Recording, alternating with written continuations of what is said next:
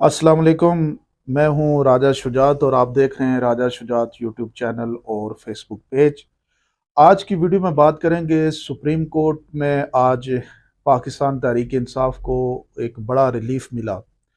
और जो हमारे तकरीबन 4-5 लोग थे, जिसमें परवेज़ इलाही साहब थे, सनम जावेद थी, शौकत बसरा थे और भी 2-4 लोग थे जिनके आरोज ने कागजात मुस्तरद किए थे, उनके आज कागजात जो है वो मंजूर हो गए और उनको इलेक्शन लड़ने की इजाज़त दे दी गई है। लेकिन इसमें जो समझने वाली बात है ना, वो जो आप लोगों के साथ मैंने शेयर करनी है, वो ये है कि आप सोचें कि हमारे मुल्क की सबसे बड़ी अदालत जो है, आला अदलिया, वहाँ पे किस तरह की एक तकसीम है। उस अदालत में एक तरफ पे तो ये बयानिया दिया जा रहा है कि जनाब जैसे जस्टिस अतर मिनल्ला ने कहा कि एक जमात के ऊपर इतना जुल्म क्यों किया जा रहा है, एक जमात के ऊपर ही ये सारी कदगनें क्यों लगाई जा रही हैं। और दूसरी साइड पे उसी आला अदलिया से, जो उस आला अदलिया के सबसे बड़े चीफ हैं या चीफ जस्टिस हैं इस मुल्क के, उन्होंने पूरी जमात को, तकरीबन 2 करोड़ लोगों की हक राय दे के ऊपर जो है वो कदगन लगा दी और उससे सिंबल ले लिया। अब आप सोचे ना, वो कहते हैं इलेक्शन तो आप लड़ रहे हैं भाई, एक इलेक्शन जो एक आप दरिया की मानद लड़ रहे हो और एक इलेक्शन जो सैलाब की मानद आप लड़ रहे हो, उसमें फ़र्क होता है। आज पाकिस्तान तहरीक इंसाफ के लिए आप बाहर जाएं तो किधर आप किसी जगह पे मतलब मैं समझता हूं कि हैरत होती है जब लोग कहते हैं कि इलेक्शन कमीशन, उन्होंने अपने फैसले में उनकी बड़ी जो उनका डिटेल अगर आप फैसला पढ़ें तो इलेक्शन कमीशन की उन्होंने बहुत तारीफ़ें की हैं। उन तारीफ़ें करने का मकसद उनका यही था कि इलेक्शन कमीशन जो है वो जो कुछ भी अभी तक कर रहा है वो सारा बेहतरीन है और उसमें किसी जगह पे कोई प्रॉब्लम नहीं है। अगर प्रॉब्लम नहीं है तो पीटीआई के फ्लेक्सिस कारकुन लगाते हैं और जनाब वो फ्लेक्सिस उनके उतार लिए जाते हैं। और दूसरी साइड पे गवर्नमेंट की मशीनरी इस्तेमाल होती है और जो है मुस्लिम लीग नून के फ्लेक्सिस को अवेजा किया जाता है इशारात के ऊपर। और अगर आप बाहर जाएं, अगर आप कोई भी जी शऊर आदमी बाहर निकले तो उसको एक क्लियर मैसेज मिलता है कि पीटीआई को बिल्कुल कोई फील्ड ही नहीं दी जा रही। पाकिस्तान तहरीक इंसाफ के लिए बिल्कुल हालात जो है वो बर्दाश्त के भी बाहर रखे हुए हैं। तो इस सारी सूरत हाल में जब सुप्रीम कोर्ट के लेवल पे अगर किसी जमात को, यानी कोशिश ये की जाए कि इंसाफ नहीं देना बल्कि उसको पिंच करना है या उसको स्नब करना है, तो फिर आप सोचें कि हम ये कौन सा सफ़र तय कर रहे हैं। हमारा मुल्क जो है उसने कोई ग्रेट कंट्री बनना था, हमने कोई एक बड़ी जो है दुनिया के अंदर एक अपना किरदार बनाना था, इस मुल्क ने आगे बढ़ना था।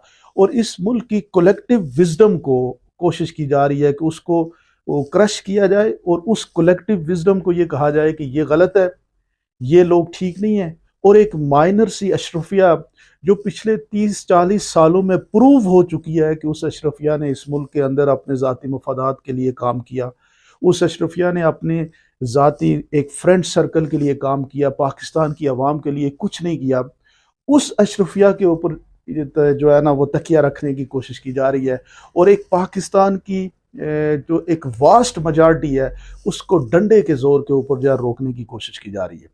लेकिन इस सारे प्रोसेस में ये तो एक डार्कनेस की बात है, जो हम तज्जिया अगर करें तो इसमें ये नज़र आता है कि हर तरफ ग्लोमी एक सूरत हाल है, हर तरफ अंधेरा है।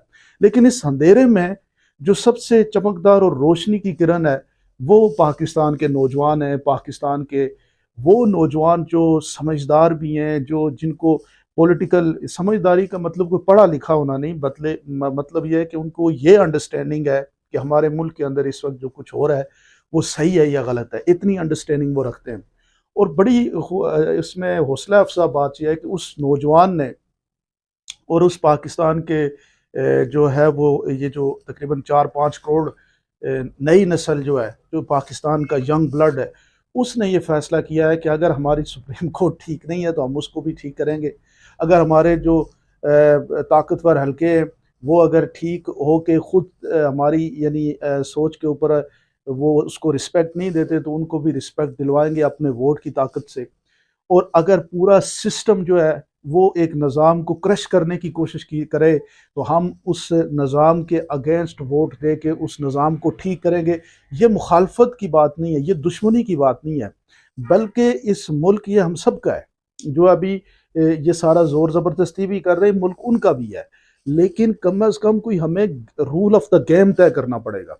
हमें ये तय करना पड़ेगा कि हमने इस मुल्क को आगे लेके कैसे चलना है, और उसकी बुनियादी वजह यही है कि ये जो इलेक्शन है 8 फरवरी का, इस इलेक्शन के अंदर जो है वो एक तो जिस तरीके से एक ओपिनियन बनाया जा रहा है कि पीटीआई को बिल्कुल हम वोट भी नहीं डालने देंगे, ये सब फ्रॉड है, इससे कुछ फर्क नहीं पड़ता, कोई किसी को नहीं रोक सकता। जब आप बाहर वोट देने जाएंगे, नून लीग के जो वोटर जाएगा या फिर पीपल्स पार्टी का, पीटीआई का या किसी और जमात का, जब वोट देने कोई शख्स जाता है तो उसके माथे में नहीं लिखा होता कि उसने किसको वोट देना है। वोट तो कास्ट सबका होगा। अगर नून लीग ने वोट कास्ट करना, हाँ, अगर वो नून लीग को भी ना कास्ट करने दें, पीटीआई को भी फिर नहीं करने देंगे। अगर वोट को कास्ट हुआ तो आपने जाके वोट कास्ट करना है। आपने जाके वोट कास्ट करते तक उस पूरे स्पेन में किसी को बताने की क्या जरूरत है आपको कि हमने किसको वोट देना है। आप जाएं, जाके लाइन पे खड़े हों, किसी को मत बताएं आपने किसको वोट देना है, अंदर जाके स्टैंप लगा के आए आप जो पाकिस्तान तहरीक इंसाफ के नामजद उम्मीदवार को, जो हमाच याफ्ता उम्मीदवार है पीटीआई का। ये जो इस वक्त जंग है, ये कोई काम कराने की जंग नहीं है। ये जो इस वक्त का जो इलेक्शन है, ये दो सोचों के दरमियान इलेक्शन है। ये इलेक्शन ये नहीं है कि मेरी कॉन्स्टिट्यूंसी, मेरा हल्का, मेरा काम, मेरी टूटी, मेरा खंबा नहीं है।